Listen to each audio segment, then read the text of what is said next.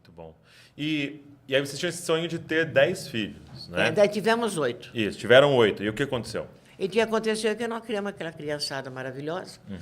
Depois meu marido morreu por imprudência, morreu com O que 38 aconteceu? anos. Foi imprudência mesmo dele. Foi, Mas não estou foi falando mal acidente dele. de carro? Acidente de carro, Ele sabe aquelas estradas estreitas, né? E ele estava indo para São Paulo, são 600 quilômetros. Né? Eu estou falando assim, fala imprudência porque o diagnóstico foi... Né, Que ele fez uma manobra errada. Não, ele não tinha 2 pistas, era uma. E ele pensou que ele poderia estar andando só naquela pista e um caminhão apareceu de repente Apareceu de repente? Não, ele que estava adiantado. Mas eu não estou falando mal dele Sim, nunca, sim, sim. porque ele foi uma pessoa especialíssima na minha vida. E como é que foi, irmã Marlene, esse dia? De receber essa notícia? Mas eu faço questão de contar para vocês, hein? Porque eu aprendi nas Sagradas Escrituras que existe, preste bem atenção, meus amados. Eu estou falando especialmente para o público, né? Sim, sim. Então, que existe, que nós temos uma hierarquia entre os anjos, né?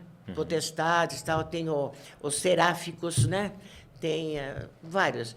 E daí, eu não sou especialista nisso, mas existe anjos na Bíblia que são destruidores. Eles são chamados para destruir. E eles são obedientes a Deus. Eles não perguntam por quê, não. Eles obedecem. E daí, eu aprendi que de Gênesis até Apocalipse, existe um anjo destruidor. E daí, conversando com seu pai, tomando café na casa dele um dia, não sei se você sabe disso. Não sei. Fui tomar café com ele lá, que, aliás, eu preciso ir também, porque eu tenho que entregar um presente para sua mãe. Olha aí. E daí, eu falei, pastor, eu vou ensinar um negócio para o senhor. Então, repete comigo. Você pode fazer comigo, não? Claro. Primeiro, Coríntios 10:10. 10:10. Mais uma vez. 1 Coríntios 10:10. Mais uma vez só. 1 Coríntios 10:10. Não murmureis para que não sejais destruídos pelo exterminador. Você acredita que seu papai, quando ele vai dar curso, Já vi ele fazendo isso? ele começa falando assim, ó, 1 Coríntios 10:10. Depois ele não fala mais, ele só faz assim. Não murmure. Uma das coisas que eu sempre insisti muito para as crianças é não reclamar. Temos pão, não tem manteiga, não tem importância. Então, vamos agradecer. Então, nunca reclame de nada. E eu trazia essa regra para mim. E quando, naquele dia, eu quero contar para vocês aprenderem comigo. Não que eu sou boa, gente, porque a graça de Deus se revelou através de mim. E para os meus filhos também, que eles lembram até hoje. Então, eram o quê? 8 crianças, tinha a minha cunhada que estava na minha casa, tinha a tia do meu marido, porque o meu marido tinha, quando a minha sogra morreu, nós pegamos a tia que morava com eles e eu convidei ela para morar comigo. Cuidar dela. Cuidei dela até os 75 anos. E daí, deixa eu contar uma coisa interessante para vocês. Eu vi minha amiga da Igreja Batista, falei, ai, que delícia que você está aqui hoje. Eu cheguei à tardinha na minha casa, e ela então, tal. E eu vi minha cunhada chorando, mas não desconfiei. Ela falou que está com cólica. Mas quando eu vi aquele homem, preste bem atenção, meninas, amigo do meu marido, entrando na minha casa, não precisou ninguém falar que o meu marido tinha morrido. Porque ele era amicício do meu marido. Ele entrou, chegou perto de mim, eu falei, seu Pedro, não fale nada. O meu cunhado morreu? Ele falou, morreu. E meu marido? Está no hospital? Não. A senhora se conforma. Olha para mim, para vocês verem como eu estou falando a verdade. Eu pedi para as crianças assim, estavam todos em volta. Filharada, agora vocês esperem um pouquinho, que a mamãe vai falar com Deus. Olha, mamãe vai falar com Deus lá no quintal. Eu cheguei lá, eu conto isso para mostrar a força que Deus é na nossa vida, quando a gente deixa Ele ser o dono. Eu cheguei, levantei os braços para o céu e falei, Senhor, muito obrigado pela morte do meu marido. Eu quero te louvar na hora do sofrimento. Eu não quero te louvar na hora da alegria. Eu sei que o Senhor vai tomar conta de mim, vai tomar conta das crianças, porque são seus filhos.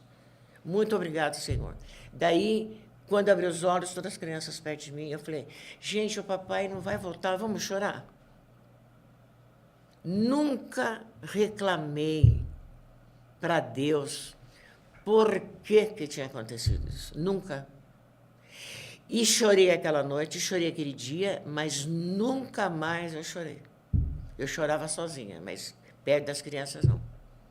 Meus filhos podem ser testemunha disso. Sim.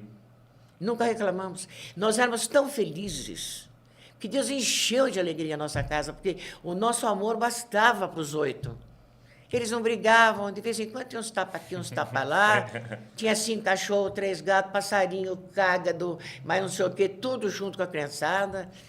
Tudo depende da gente aceitar a vida como ela é, como Deus mandou. Mas acontece o seguinte, nunca perguntei, mas outro dia, meus amados, Deus conhece as coisas do nosso coração. E eu estava sentada na minha casa. Não faz isso muito tempo, faz uns 3 meses.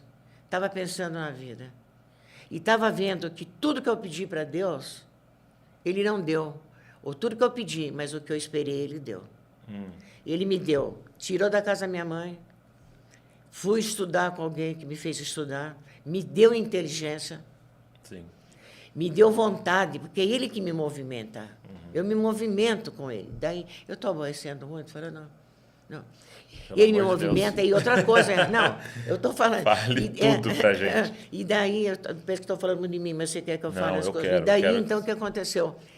Fiz faculdade entre quase 100 pessoas que iam se formar, porque eu fiquei viúva com 36 anos e 10 pessoas para sustentar. E eu tinha R$150 no bolso. Então, ali a senhora trabalhava?